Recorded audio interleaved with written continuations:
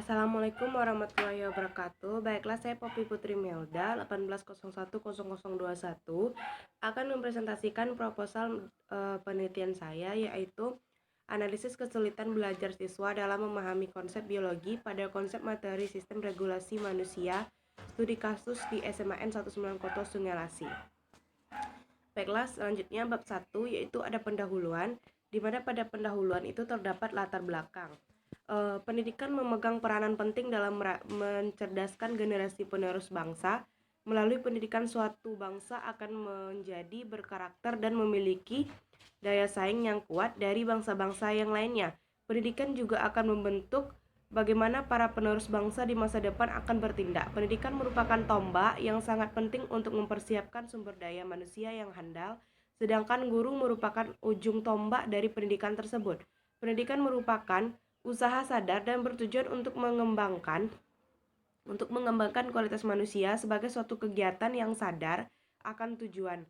Maka dalam pelaksanaan berada dalam suatu proses yang berkesinambungan dalam setiap jenisnya dan jenjang pendidikan, semuanya berkaitan dalam satu sistem pendidikan yang integral. Salah satu bentuk dari pendidikan adalah adanya sekolah sebagai sarana generasi masa depan memperoleh pemahaman melalui pendidikan. Ada beberapa jenis sekolah, salah satunya adalah sekolah menengah atas atau SMA. Sekolah menengah atas atau SMA adalah jenjang pendidikan formal di Indonesia setelah lulus sekolah menengah di Indonesia. Sekolah menengah atas ini atau SMA adalah jenjang pendidikan formal di Indonesia setelah lulus sekolah menengah pertama.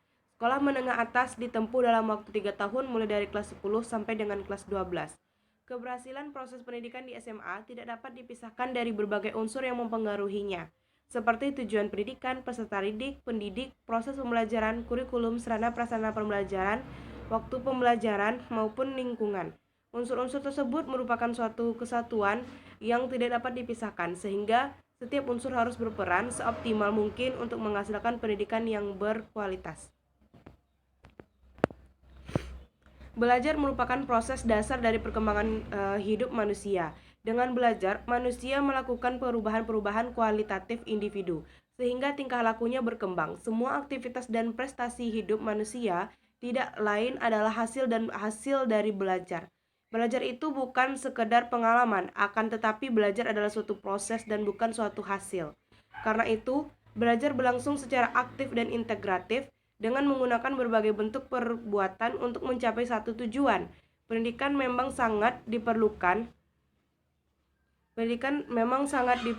oleh manusia, karena dengan pendidikan manusia dapat mengarahkan perkembangan fisik, mental, emosional, sosial, dan etikanya menuju ke arah yang lebih baik dan menuju ke arah kematangan dan kedewasaan, seperti tertuang dalam Undang-Undang Sistem Pendidikan Nasional Nomor 20 Tahun 2003 Bab 2 Pasal 3 yang berbunyi, pendidikan nasional berfungsi mengembangkan kemampuan dan membentuk watak serta peradaban bangsa yang bermanfaat dalam rangka mencerdaskan kehidupan bangsa, bertujuan untuk berkembangnya potensi peserta didik agar menjadi manusia yang beriman dan bertakwa terhadap Tuhan Yang Maha Esa, berakhlak mulia, sehat, berilmu, cakap, kreatif, mandiri, dan warga negara yang demokratis serta bertanggung jawab.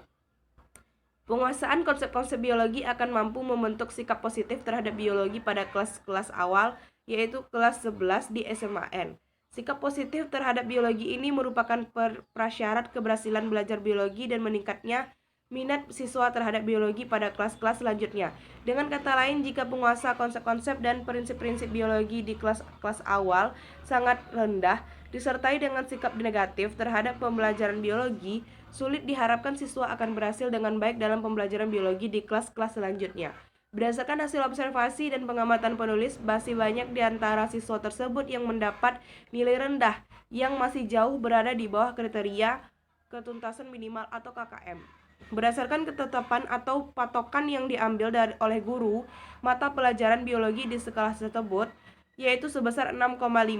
Menurunnya hasil belajar ini dapat diketahui dari rendahnya hasil latihan, baik latihan di kelas maupun pekerjaan rumah, dan menurunnya hasil ulangan harian atau post-test yang ditandai dengan diperbolehkannya nilai-nilai yang rendah dan di bawah KKM. Berdasarkan hal-hal di atas, penulis mengasumsi sebagai faktor-faktor penyebab kesulitan dalam belajar yang dialami oleh siswa yang didapat diartikan sebagai kesukaran siswa dalam menerima atau menyerap pelajaran pada konsep sistem regulasi manusia di sekolah.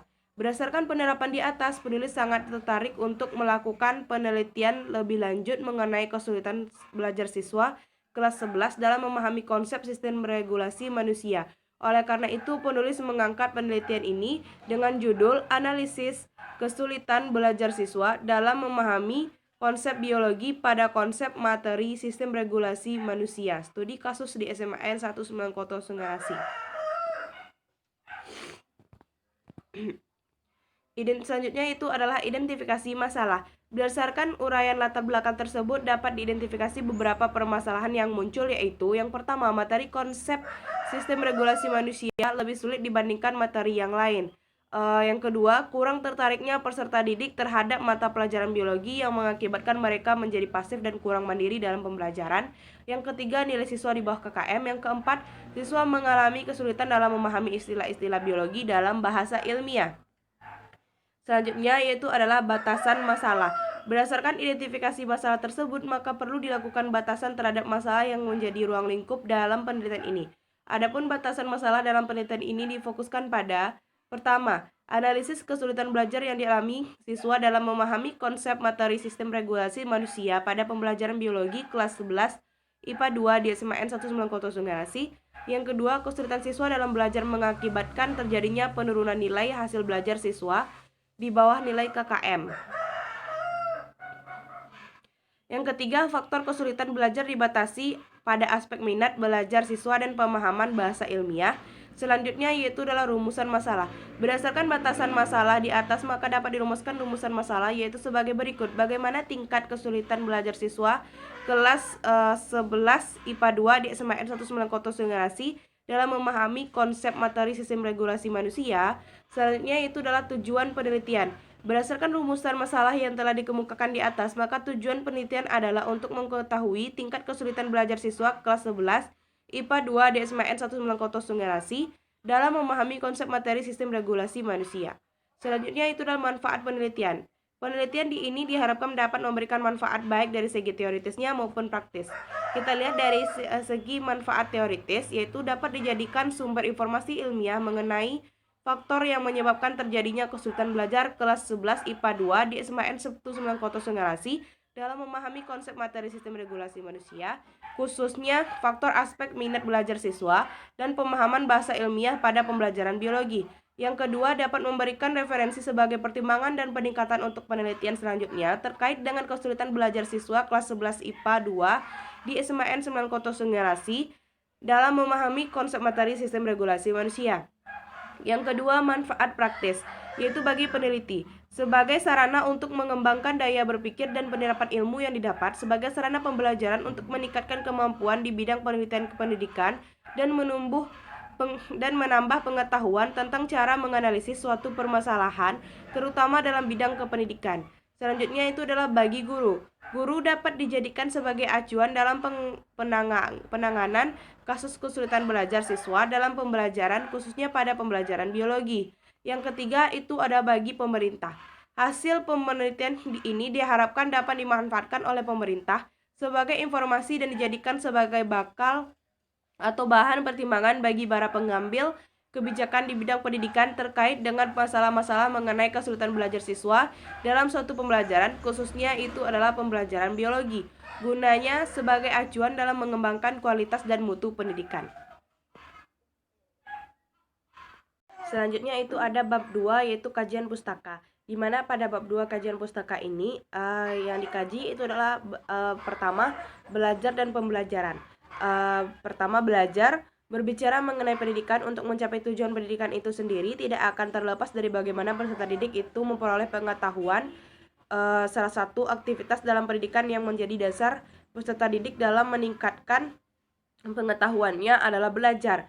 Belajar adalah suatu aktivitas di mana terdapat sebuah proses dari tidak tahu menjadi tahu, tidak mengerti menjadi mengerti, tidak bisa menjadi bisa untuk mencapai hasil yang optimal.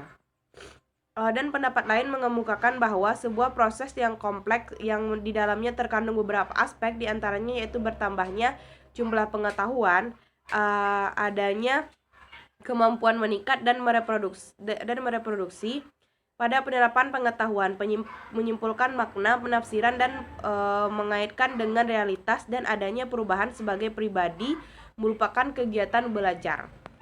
Selanjutnya itu adalah pembelajaran. Pada dasarnya, pembelajaran merupakan konsep dari penggabungan belajar dan mengajar yang merupakan dua dimensi kegiatan yang harus direncanakan, diterapkan, dan diarahkan pada pencapaian tujuan pendidikan sebagai gambaran hasil belajar. Selanjutnya yaitu adalah hasil belajar. Berpikir didefinisikan sebagai kegiatan akal untuk mengolah pengetahuan yang diterima melalui panca indera dan ditujukan untuk mencari suatu kebenaran.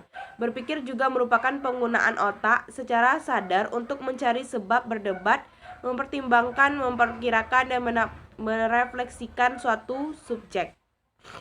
Hasil belajar peserta didik pada hakikatnya merupakan perubahan tingkah laku yang mencakup bidang kognitif, afektif, dan psikomotoris.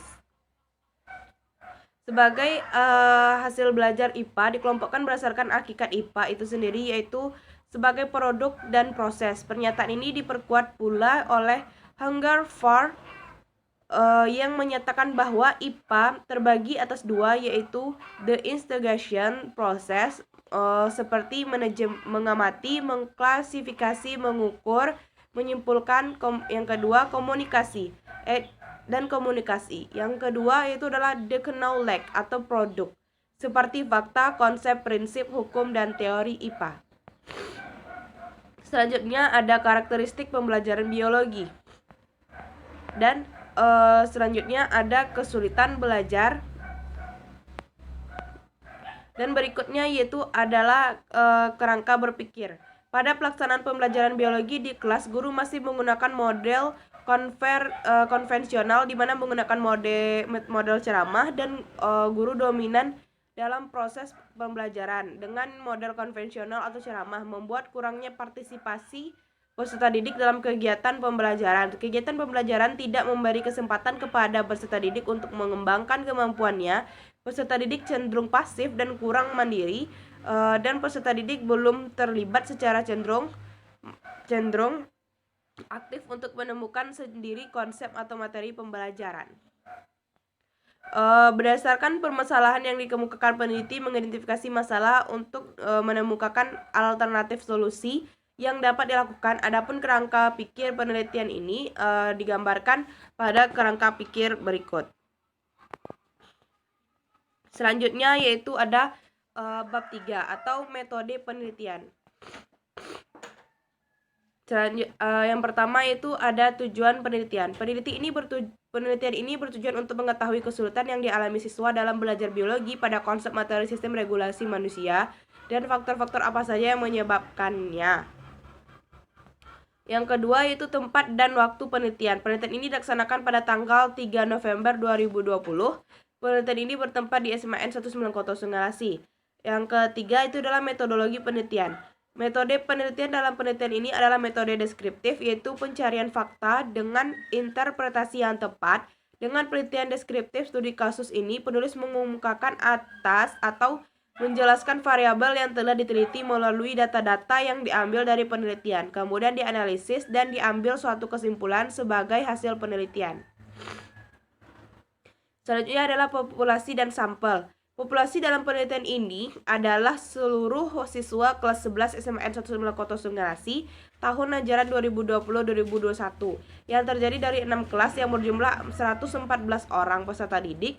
Peneliti menentukan sampel penelitian dengan cara acak atau random, yaitu dengan cara mengundi dari 6 kelas yang ada. Kemudian kelas yang terpilih itulah kelas yang akan dijadikan sampel dalam penelitian ini. Sampel yang diambil dalam penelitian ini adalah kelas 11 IPA 2 yang terdiri dari 40 siswa. Selanjutnya yaitu teknik pengumpulan data. Untuk mengetahui siswa yang mengalami kesulitan atau tidak mengalami kesulitan dalam belajar konsep materi sistem regulasi manusia, maka penulis melakukan penelitian ini dengan menggunakan 3 teknik pengumpulan data, yaitu observasi pengamatan, tes, kuesioner, atau angket. Selanjutnya yaitu ada instrumen tes. Yang pertama ada lembar observasi, tes, dan kuesioner.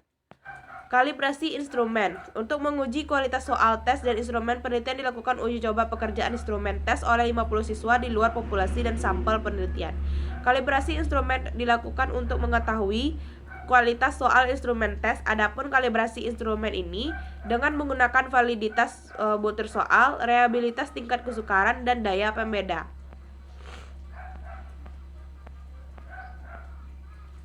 Dan data yang diperoleh dari pertanyaan yang terdapat di lembar angket berupa data kualitatif.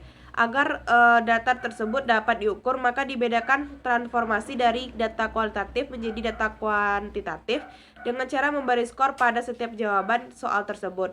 Dalam pengukuran data, peneliti menggunakan sistem kategori yang dibuat oleh Francis Likert. Penilaian kuesioner yang digunakan adalah berdasarkan skala Likert. Pemberian skor dilakukan dengan ketentuan sebagai berikut. Alternatif jawaban sangat setuju diberi skor 4. Alternatif jawaban setuju diberi dengan skor 3. Alternatif jawaban tidak setuju diberi skor 2. Alternatif jawaban sangat tidak setuju itu diberi skor. Tidak diberi skor. Untuk pertanyaan negatif, alternatif jawaban sangat setuju itu diberi skor 1. Alternatif jawaban setuju diberi skor 2. Alternatif jawaban tidak setuju itu diberi skor 3. Alternatif jawaban sangat tidak setuju diberi skor 4. Dengan meniadakan ragu-ragu atau netral sebagai jawaban, skala Likert menggunakan hanya item yang secara pasti baik dan secara pasti buruk. Tidak dimasukkan yang agak baik dan yang agak kurang dan yang netral. Baiklah, hanya itulah hasil presentasi proposal metode deskriptif saya. Sekian, terima kasih. Assalamualaikum warahmatullahi wabarakatuh.